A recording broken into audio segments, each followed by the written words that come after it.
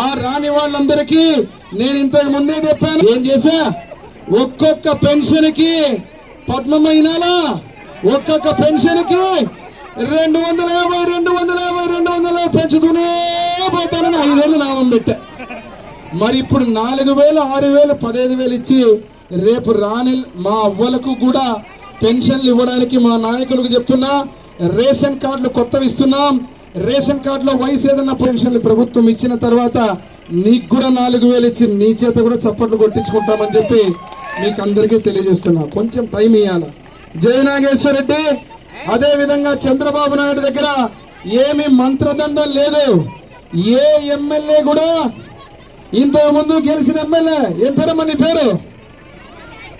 నీ పేరేం పేరమ్మా?